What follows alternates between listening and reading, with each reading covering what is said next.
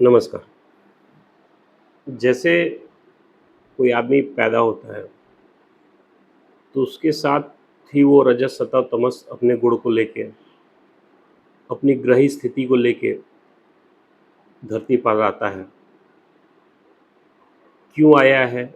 क्या उसका उद्देश्य है? क्या करने से उसको ग्रोथ मिलेगा? क्या उसका खान-पान होना चाहिए? क्या उसकी दिनचर्या होनी चाहिए? ये सारी चीज़ें उसके एस्ट्रोलॉजिकल चार्ट से डिकोड की जा सकती हैं। उसी प्रकार ज़मीन का क्या कार्य है? ये ज़मीन किस कार्य में सफल रहेगी? यह समझना और यह देखना और उसी के अनुसार उस पे निर्माण कार्य करना, ग्रोथ में किसी भी रूप में कहीं से भी रुकावट नहीं देगा। ज़मीन के तत्व को, ज़मीन के कारक को समझें, उसी अनुसार कार्य कराएँ। या जैसे हम लोग कुंडली में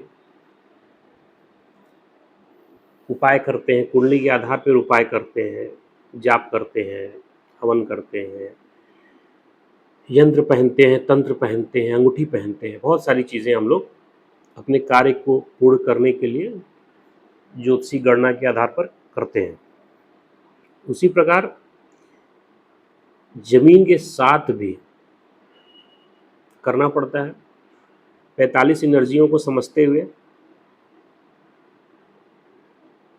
कौन सी एनर्जी कम है, कौन सी एनर्जी ज़्यादा है, जिस ज़मीन में हम कार्य करने जा रहे हैं वहाँ पे कौन सी ज़मीन हमें कौन सी एनर्जी हमें फ़ायदा देगी, उसका कैसे लाभ ले सकते हैं, वो रेमेडीज़ पार्ट हो जाती है।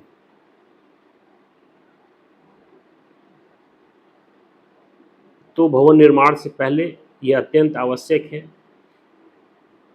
भूमि की मिट्टी का चेक, साथ ही वहाँ पे क्या सफल होगा। अगर आज के समय में ज़मीनें इतनी महंगी हो गई हैं कि चीज़ें करना मुश्किल है, जिसको जो ज़मीन मिल रही है वो खरीद ले रहा है। हमारे पास ऑप्शन बहुत ही कम हो गए हैं। उस स्थिति में हम ये कर सकते हैं कि ज़मीन को अपने हिसाब से बनाएं। इसमें समय लगता है मगर असंभव भी नहीं है।